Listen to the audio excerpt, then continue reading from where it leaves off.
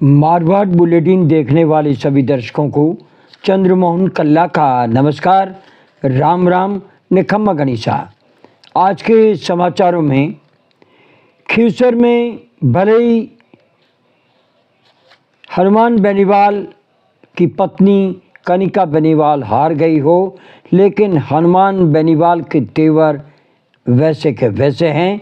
आज लोकसभा में जिस तरह से उन्होंने रेल मंत्री और जोधपुर निवासी अश्विन वैष्णव को घेरा, वो अलग बात है, लेकिन उन्होंने खीसर से चुनाव जीते भाजपा के डांगा को लेकर के एक बड़ा बयान दिया है।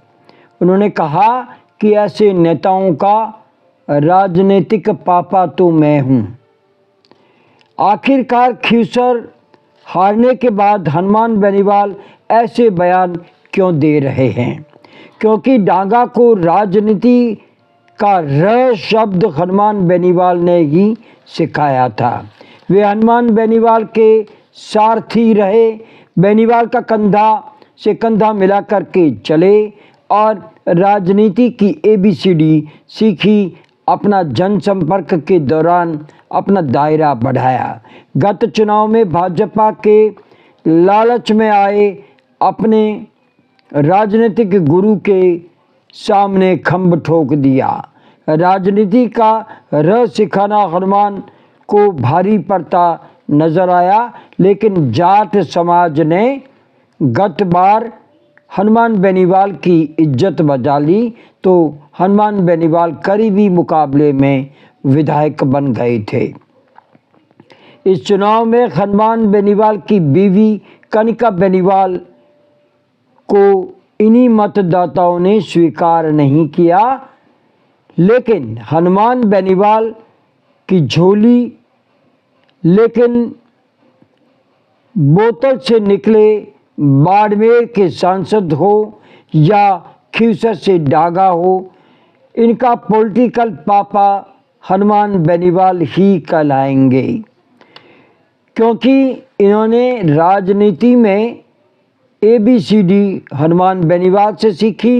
इन्हें राजनीति का प्लेटफॉर्म हनुमान बेनीवाल ने दिया और हनुमान बेनीवाल ने ही इन्हें अंगुली पकड़ करके चलना सिखाया राजनीति में, और यही बड़े होकर के हनुमान बेनीवाल की पीठ में छुरा घोंपने वाले नेता बन गए। हालांकि हनुमान बेनीवाल भी जाट नेता है और ये दोनों नेता भी जाट नेता है, लेकिन इस बार खीसर की जनता ने हनुमान बेनीवाल को ज़्यादा 15,000 वोट देकर के भी हरा दिया। हारने के कई फैक्टर काम कर गए, लेकिन ये मानना होगा कि डागा हमेशा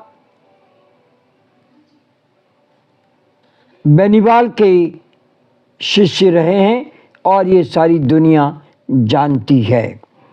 आपको ये भी बता दें कि इस तरह से ओपनली कहना कि मैं राजनीति में इनका पापा हूँ, बोल्डली कहने की हिम्मत चाहिए, और हनुमान बेनीवाल ओपनली बात कहते हैं। ये तो सही है कि हनुमान बेनीवाल ने ही नवनिर्वाचित विधायक डागा को एक एक घर में एंट्री करवाई थी। बेनीवाल नागौर के सांसद है। इस हार में उनकी सेहत पर कोई फर्क नहीं पड़ा, वे सांसद हैं, सांसद रहेंगे, और ये भी तय है कि वे अगर चाहें तो खीसर में सांसद कोटे से भी बड़ा विकास करवा सकते हैं। अकेला हनुमान बेनीवाल था और दूसरी ओर खीसर में पूरी भजनलाल सरकार थी। मोदी सरकार के कैबिनेट मंत्री गजेंद्र सिंह शेखावत थे, तो भजनलाल सरकार के सारथी के रूप में ज्योति मिर्धा भी थी और रिछपाल मिर्धा भी थे। इन दोनों ने भी हनुमान बेनीवाल को घेरने में कमी नहीं रखी, तो एक अकेला हनुमान बेनीवाल पूरी भाजपा सरकार और मोदी सरकार के सामने भिड़ता नजर आया, ये मानना होगा। पूरी मशीनरी लगने के बाद में भी वे कांग्रेस की जमानत तो जब्त करवा कर रहे और दूसरे नंबर पर रहे।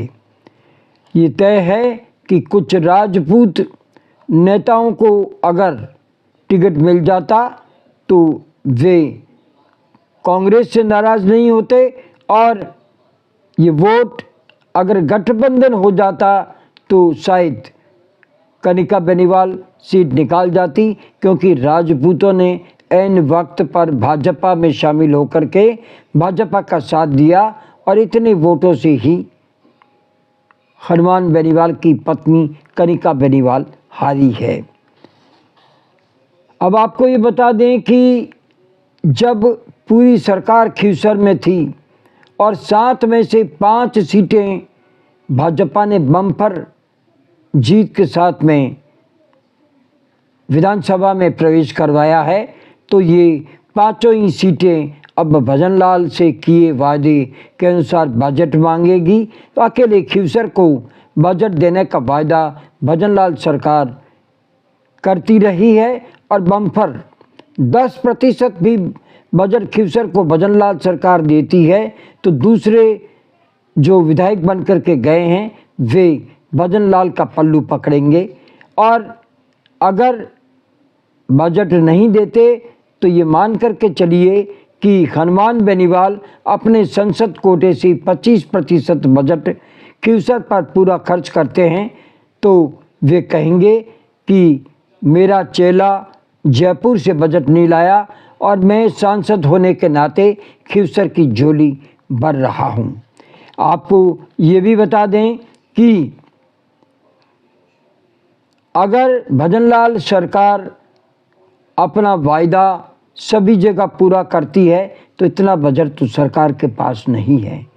वादों में वादे करके जीत करती के तो आ गए और 119 सीटें भी कर ली, लेकिन इन वादों को पूरा अगर नहीं किया तो आने वाले सभी चुनावों में भाजपा को बहुत मुश्किलों का सामना करना पड़ सकता है।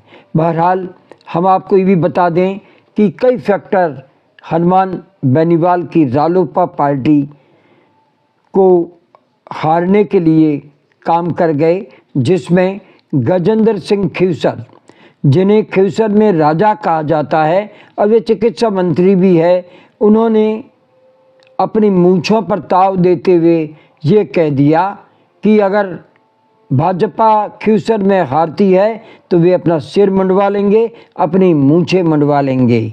और जीत के बाद में ये मान करके चलिए उन्होंने जो जलसा निकाला उसमें बार बार वे मूंछों पर ताव दे रहे थे।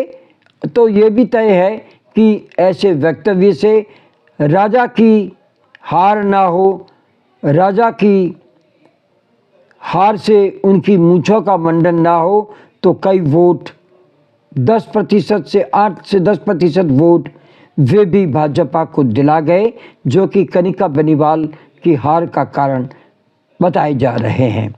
आपको ये भी बता दें कि जिस तरह से हनुमान बेनीवाल ने ज्योति मिर्धा को और अन्य महिलाओं को लेकर के वक्तव्य दिए और डागा को लेकर के कह दिया कि ये तो मेरे घर में मेरे कपड़ों की इस्त्री करता था, ऐसे बयानों का भी फर्क पड़ा और हनुमान बेनीवाल के वोट टूटते चले गए। ये भी तय है कि कनिका बेनीवाल पर भरोसा खींवसर की जनता ने नहीं दिखाया, जितना भरोसा वे हनुमान बेनीवाल पर करते थे। ये भी एक कारण था हारने का। बहरहाल हनुमान बेनीवाल खींवसर से जीते डागा के राजनीतिक पापा हैं, ये हनुमान बेनीवाल ने कह दिया है।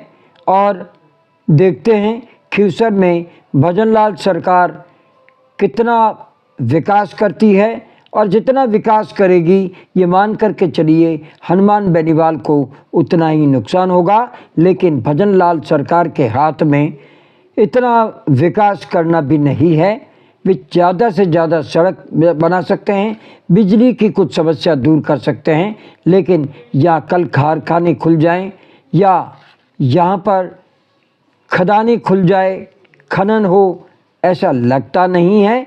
तो देखते हैं भजनलाल मुख्यमंत्री और भजनलाल सरकार जिन सीटों पर जीती है वह कितना विकास करा पाती है। आज बस इतना ही। अगला समाचार बुलेटिन लेकर फिर हाजिर होंगे, और इजाज़त लेने से पहले हम जानना चाहते हैं कि आपको ये चैनल कैसा लगता है। अगर आपको ये चैनल पसंद है तो इसे सब्सक्राइब करें, लाइक करें, शेयर करें और इस चैनल को बढ़ावा दें। आज्ञा दीजिए, नमस्कार, जय हिंद, शुभ रात्रि, जय जय भारती।